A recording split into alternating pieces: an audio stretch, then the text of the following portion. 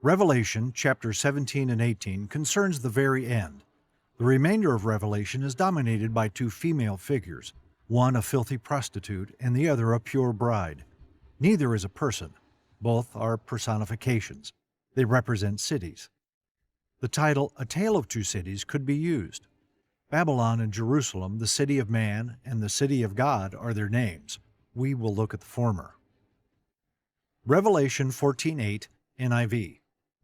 A second angel followed and said, Fallen, fallen is Babylon the Great, which made all the nations drink the maddening wine of her adulteries.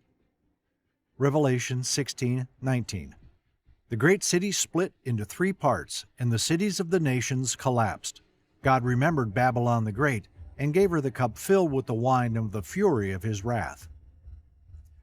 In the Bible, cities are often seen as wicked places. The initial reference, which is usually crucial, links them to Lamech's line of weaponry and the production of mass destructive weapons. They concentrate people and hence sinners, and thus sin. Vice and crime thrive in an environment where there is less community and more anonymity. Greed and pride are the two sins that are highlighted in this passage. Both are linked to money's idolatry, because it is impossible to worship both God and Mammon at the same time. Luke 16:13. No servant can be the slave of two masters. Such a servant will hate one and love the other, or will be loyal to one and despise the other. You cannot serve both God and money. In an affluent city, it is easier to forget the creator of heaven and earth. Self-made men worship their own creator. Buildings are frequently memorials to human ambition and achievement, which demonstrates arrogance. Such was the Tower of Babel by the Euphrates River, sitting on the route between Asia, Africa, and Europe.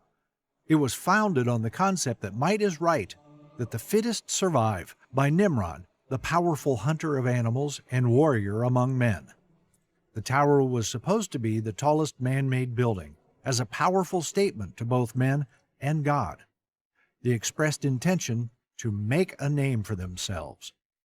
Genesis 11:4, NIV. Then they said, Come, let us build ourselves a city with a tower that reaches to the heavens, so that we may make a name for ourselves. Otherwise we will be scattered over the face of the whole earth.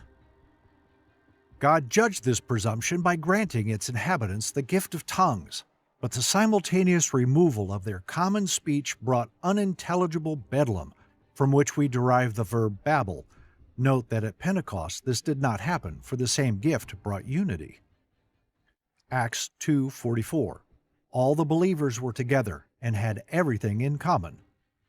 When Nebuchadnezzar, a brutal tyrant who slaughtered babies, animals, and even trees when conquering new territory, this city became the seat of a great and strong kingdom.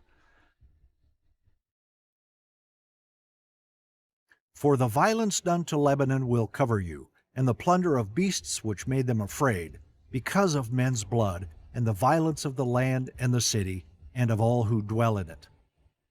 In the meantime, Israel's King David had built Jerusalem as his capital. It was not, however, in a strategic location for trade because it was not near the sea, a large river, or a significant road. It was, nevertheless, the city of God, the site where he chose to live among his people, at first in the tent Moses assembled, later in the temple Solomon built. The greatest threat to Jerusalem was Babylon. Nebuchadnezzar eventually demolished the holy city, including its temple, removing its wealth and sending its people into exile for 70 years. Because the residents had made it an unholy city like all the others, God allowed it to happen. But this was a momentary chastisement, not a permanent punishment.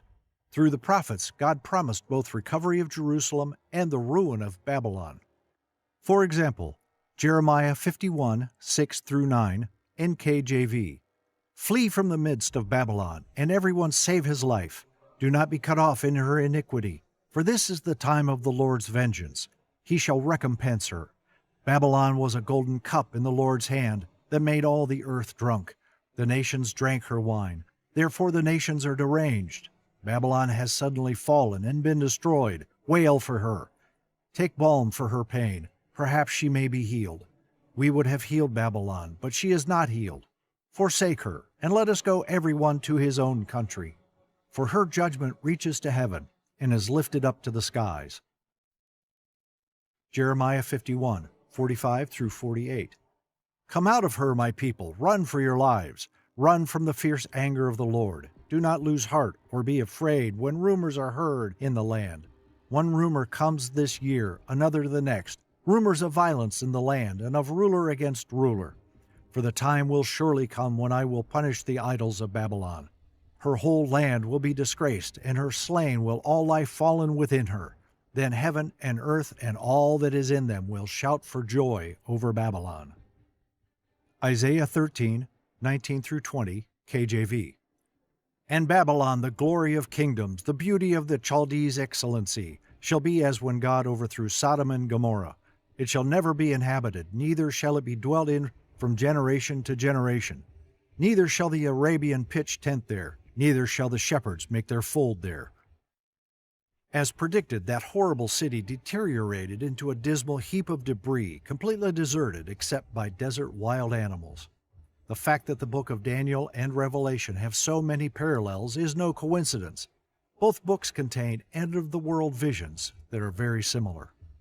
However, Daniel received the revelations during the reign of Nebuchadnezzar. He had been a young man in the first of 3 deportations. He had seen the future trajectory of world empires up to and beyond the time of Christ, to the very end of history, the reign of Antichrist, the millennial rule, the resurrection of the dead, and the day of judgment. The Babylon described in the book of Revelation is definitely going to be a commercial hub, a place where people can get and spend money. Notice how traders are affected by its demise. Revelation 18, 11 through 16, ESV. And the merchants of the earth weep and mourn for her, since no one buys their cargo anymore. Cargo of gold, silver, jewels, pearls, fine linen, purple cloth, silk, scarlet cloth, all kinds of scented wood, all kinds of articles of ivory, all kinds of articles of costly wood, bronze, iron and marble, cinnamon, spice, incense, myrrh, frankincense, wine, oil, fine flour, wheat, cattle and sheep, horses and chariots and slaves, that is, human souls. The fruit for which your soul longed has gone from you, and all your delicacies and your splendors are lost to you, never to be found again.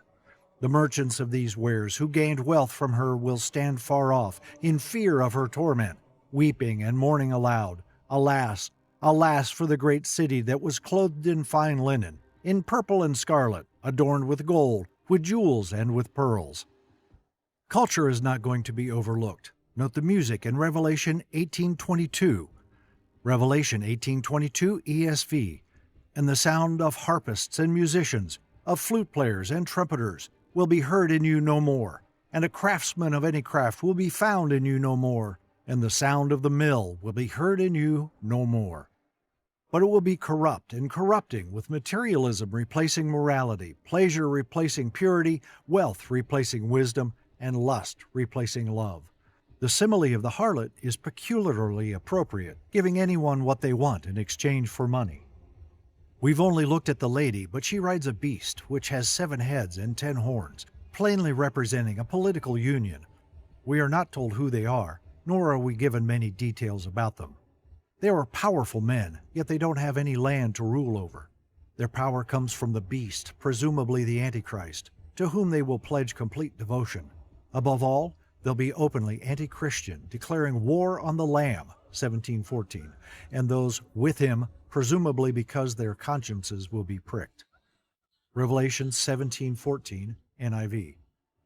They will wage war against the Lamb, but the Lamb will triumph over them, because he is Lord of lords and King of kings, and with him will be his called, chosen, and faithful followers. But Babylon is doomed. She and they will fall.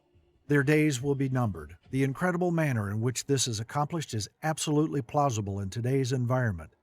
The situation is not impossible to foresee, given that the majority of the world's business will be in the hands of 300 megacorporations. Ambitious politicians, hungry for power, resent this financial clout. They are even prepared to bring about economic disaster if that will enable them to take over.